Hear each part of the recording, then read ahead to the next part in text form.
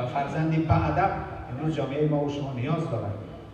اگر نه آموختیم ادب برادر عزیز، ضرر اولش خود ما میبینیم. اول ضرر خود ما میبینیم. گاهی میشنیم که فلانی پدر شده، فلانی مادر شده است.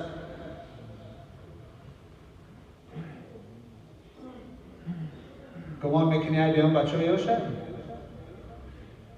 این حاصلی دست خود ما برادر عزیز. هرچی کشتیم آینده حاصلی او رو میگیریم. فرزند خوب تربیت کردیم آینده خوب احترام میشه. در جاگه میگردیم پیر میشه، ضعیف میشه. همین فرزند دارا های، وظیفه داره، وزیر های، پادشاه های، اما تربیت خوبش کردیم یا یک قدم تبوسه میکنه، دست تبوسه میکنه، پشانی تبوسه میکنه، بالای دست خدمت میکنه، بالای دست خدمت میکنه. اگر هم نکردی پدر عزیز، آینده ضرر اولش خودت میبینی به جامعه.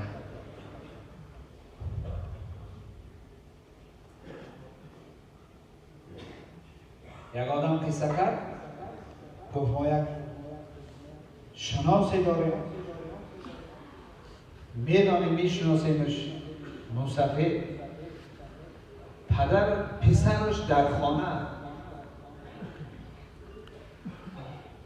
خواب کرده مثل که دو نفر چند میکنن، وی بیس پراویلای کچ خیل میزنن مشت لغت. موسفی بی پدر چه میگه خواب کرده انمی خیل زر بلند کرده است. خدا پناه دیاد. ولی برادر عزیز، همی فرزند خوب داشته باشی که خانه در آمدی پیشت بخیزه و پدر بیا و گمشینانه و چایک که بکشه در پیشت بمانه. این خوبه یا اینکه از در بدرایی مقصد اینه انتلی زر بلند کنه. میگه گریه کرده پیش ما آمده، این آدم قصه داره. میگه موسفی گریه کرده آمد، شیشه کنالی دو سگرم هم خیلی کرده است. زن چکار کنم آخی؟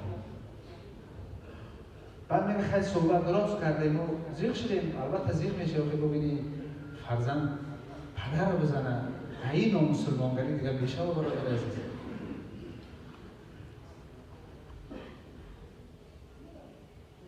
کنا دمی تری میدیدیم میدن بودیم. این امروز در پیچ شو میبینیم. کنا مندری خانا مندر آمد. ای دست که دیسکا و تلویزیون تماشا کنی، اینترنت تماشا کنی، ولی پگه نوبت شما همیشه و برادر. همین تا سروی بمونه فرزند داره. سروی بمونه نتیجهش میبینید. بعد میگه خیلی صحبت کردیم، گفتمش که راست بگو و پدر رو تلی کار کرده بودیم. سرش خم ماند و گفت بله. برادر عزیز، این فرزندها را درست تربیه کنید. زمان میشه و پشیمان میشه، زمان میشه و غمتان میتن، آزارتان میتن، زر غضب بیایین، دعای بد میکنید در حقشان، هم خودتان بدبخت میکنید هم فرزنداتان. به این روز نزدن برادر عزیز، از حاضر شروع کنیم فرزندها را تربیت کنیم، فرزندها را ادب بیاموزیم، انسانگری بیاموزیم.